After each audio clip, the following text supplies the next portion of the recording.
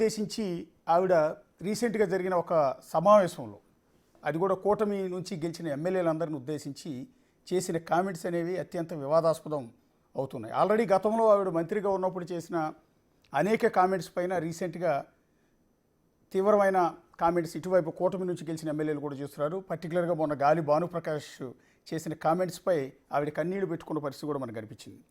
అయితే తాజాగా ఆవిడ 2 వారాల క్రితం మాట్లాడిన ఒక వీడియో బయటకు వచ్చింది.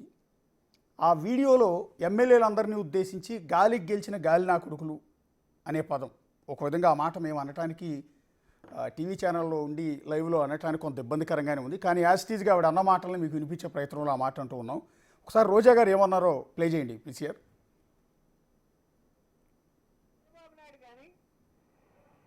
ఈరోజు ప్రెస్ మీట్ పెట్టి ఒక పక్క చంద్రబాబు నాయుడు కానీ ఈ గాల్లో గెలిచిన గాలి నా కొడుకులు ఎక్కువైపోయినారు రాష్ట్రంలో ఎమ్మెల్యేలు. ఒక్కడు కూడా ఒక రైతు దగ్గరికి పోయి అడగడు, నీ కష్టం ఏంటి, నీకేం చేయాలని అడగడు. ఈరోజు ప్రెస్ మీట్ పెట్టి ఒక పక్క చంద్రబాబు నాయుడు కానీ ఈ గాల్లో గెలిచిన గాలి నా కొడుకులు ఎక్కువైపోయినారు రాష్ట్రంలో ఎమ్మెల్యేలు. ఒక్కడు కూడా ఒక రైతు దగ్గరికి పోయి అడగడు, నీ కష్టం ఏంటి, నీకేం చేయాలని అడగడు.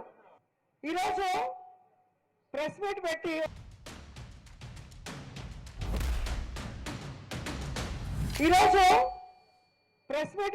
ఒక పక్క చంద్రబాబు నాయుడు కానీ ఈ గాల్లో గెలిచిన గాలి నా కొడుకులు ఎక్కువైపోయినారు రాష్ట్రంలో ఎమ్మెల్యేలు. ఒక్కడు కూడా ఒక రైతు దగ్గరికి పోయి అడగడు, నీ కష్టం ఏంటి, నీకేం చేయాలని అడగడు.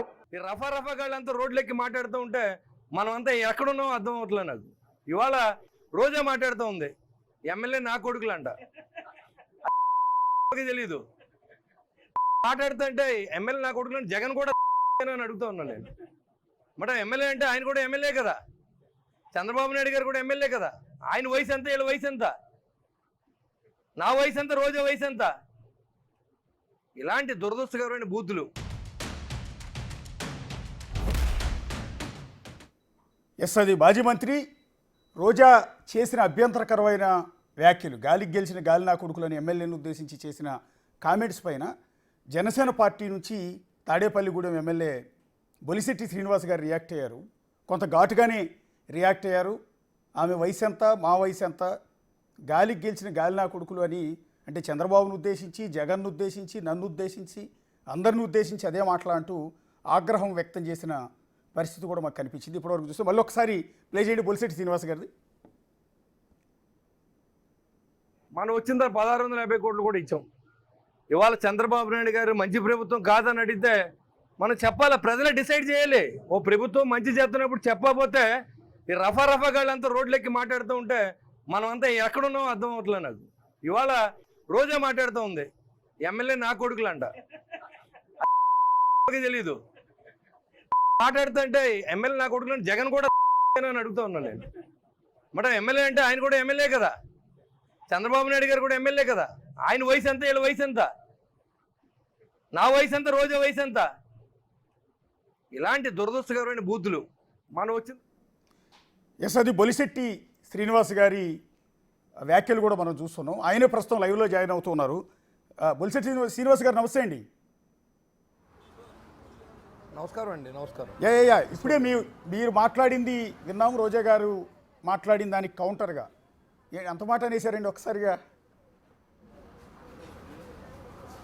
నేనేమన్నానండి, అసలు మమ్మల్ని మాట్లాడే మాట ఏమైనా అర్థం ఉందండి?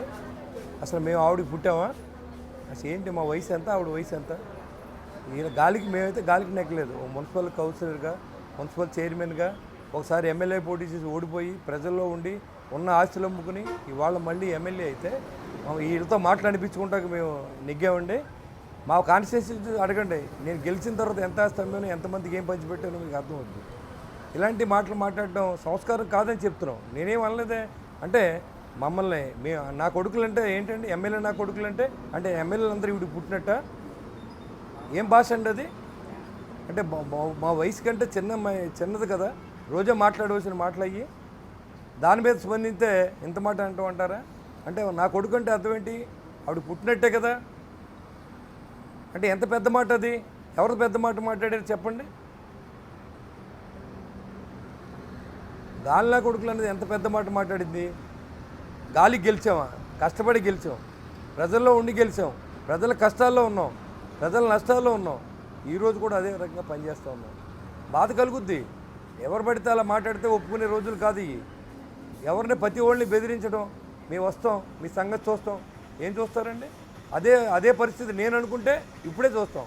కానీ మన ప్రజల్ని గెలిపించింది సంగతులు చూడడానిక, ప్రజలకు సేవ చేయడానిక అనేది ప్రజలు కూడా ఆలోచించేయాలి.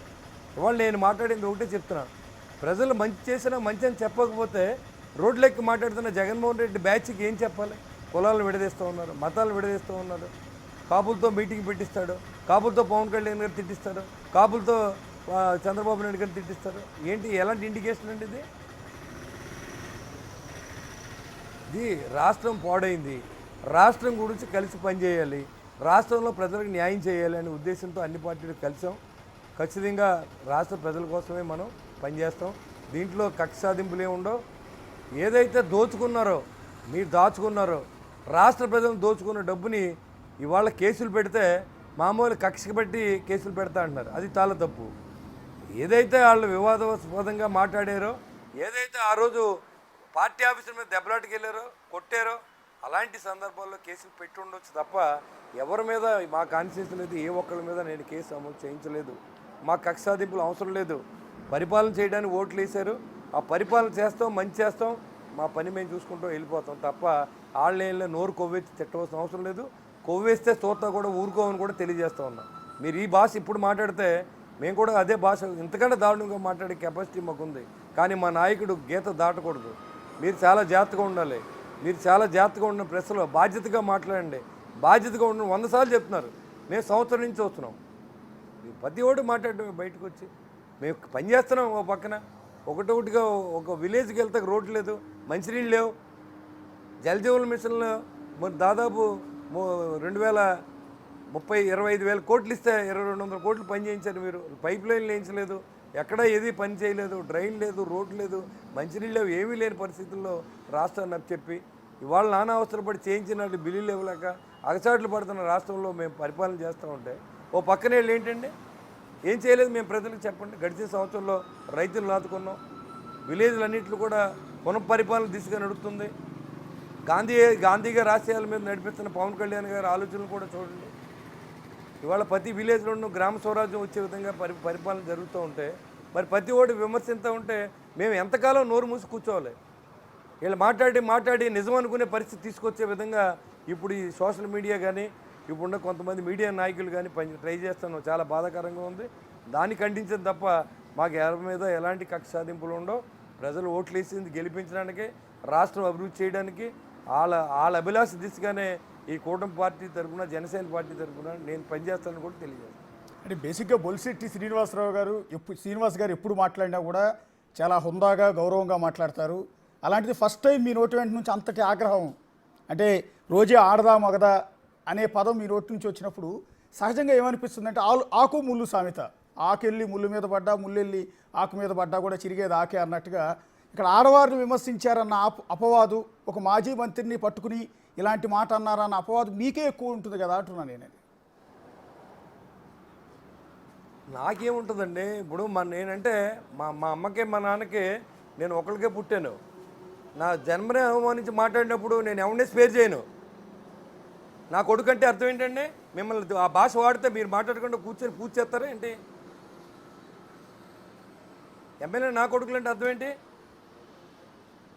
నేను మాట్లాడిన దానికంటే పెద్ద మాట మమ్మల్ని మాట్లాడింది. Yes sir, seriously objectionable. మీరు అన్నారు కాబట్టి చెప్తున్నాను. నా కొడక అంటే నేను కూడా ఎట్టి పరిస్థితిలో ఊరుకోను, ఎవరు ఊరుకోరండి బేసిక్గా. కాకపోతే ఏంటంటే నేను అంటున్నది మీకు అర్థమైందా? అదే చేశాను నేను కూడా, ఆడవాళ్ళని కూడా అదే చేశాను, చేస్తాను కూడా. ఆడవాళ్ళు మగవాళ్ళని ఎన్ని మాటలు అన్నా కూడా ఇక్కడ భాష మార్చుకోకపోతే ఏమీ చూడవలసిన అవసరం లేదు. వాళ్ళ భాష మార్చుకోవాలి, హోందాగా వ్యవహరించమనండి. మేము అంతకంటే హోందాగా వ్యవహరిస్తాం.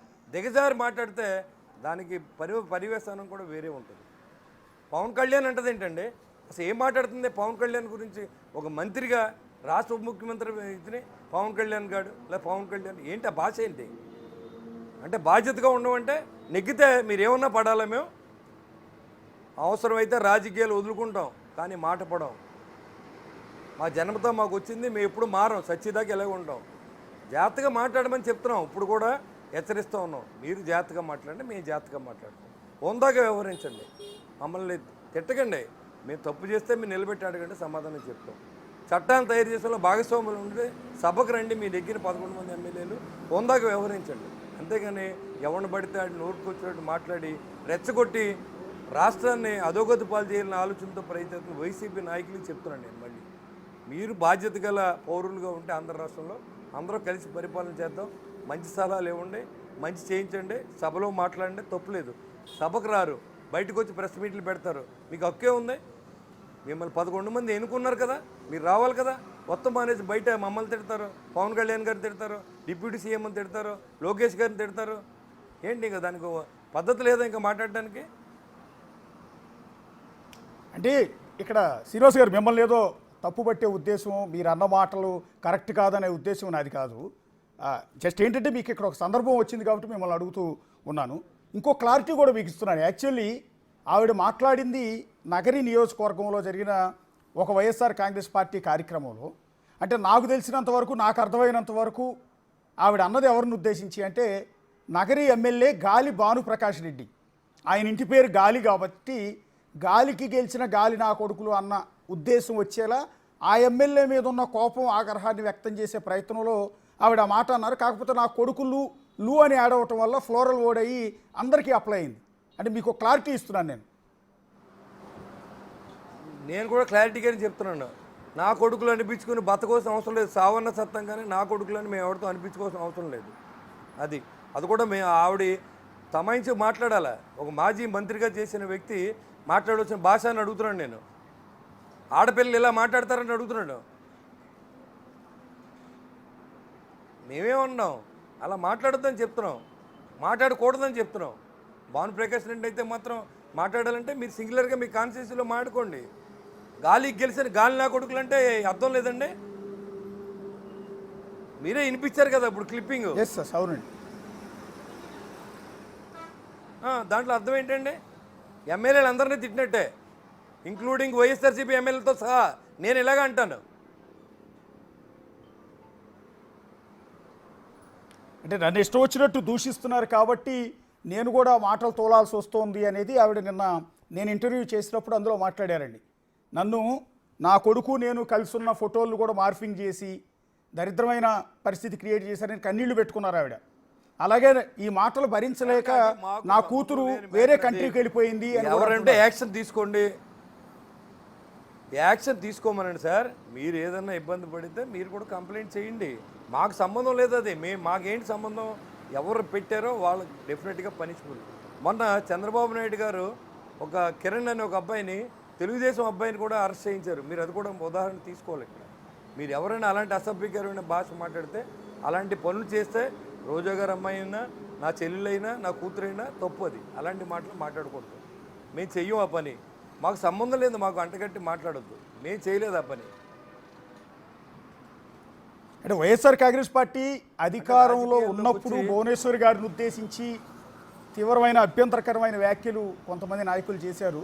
సరే, ఓడిపోయిన తర్వాత అయినా కొంత దాని నుంచి రిటైన్ అయ్యి కొంచెం జాగ్రత్త పడతారేమో అనుకున్నాం. కానీ మొన్న రీసెంట్గా నల్లమిల్లి ప్రసన్న కుమార్ రెడ్డి గారు, ఆయన మీ MLA, same MLA Vemireddy Prashant Reddy గారిని పట్టుకుని చాలా దారుణమైన మా సోదరి మీద ఏం మాట్లాడారండి?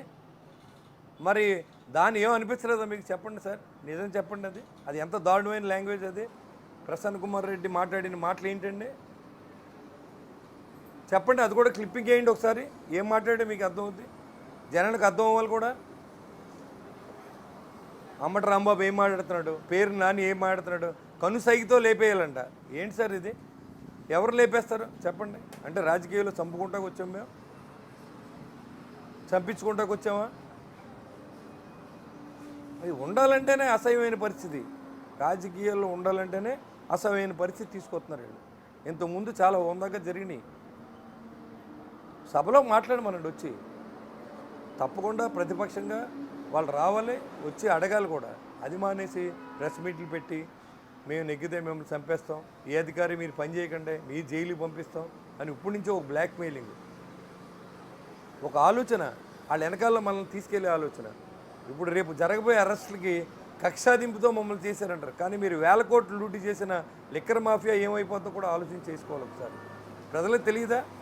నాణ్యత తెలియని లిక్కర్ అమ్మి ప్రాణాలు పోగొట్టుకున్న ఎంతోమంది అమాయక ప్రజలు ఉన్నారు ఈ రాష్ట్రంలో. అంటే నేను అడుగుతున్నది అదేనండి. అంటే ఓడిపోయి అంటే 11 సీట్లకు పరిమితం అయ్యారు. బేసిక్గా ఏంటంటే ఏ పార్టీ అయినా సరే, ఇప్పుడు మీరు ఫర్ ఎగ్జాంపుల్ 2019లో దెబ్బతిన్నారు మీ పార్టీ. 2019 నుంచి 2024 వరకు మీ పార్టీ తరఫున ఎంత కష్టపడ్డారు మీరందరూ? 100% ఎన్ని కేసులు పెట్టించుకున్నాం? పోటీ చేసి ఎంతమంది పోలీసులు మమ్మల్ని అవమానించారు? గెలిచారు, కష్టపడ్డారు, గెలిచారు. సో ఆ పార్టీ 151 సీట్ల నుంచి 11 సీట్లకు పరిమితం అయిపోయిన తర్వాత పార్టీని మళ్ళీ పికప్ చేసుకోవడానికి ప్రజల్లోకి వెళ్ళాలి, కష్టపడాలి. ఇంకా మీ ప్రభుత్వం ఏమైనా తప్పులు చేస్తే వాటిని ఎత్తి చూపాలి. ఇది మానేసి నమ్మకం కలిగించాలి, ప్రజలకు నమ్మకం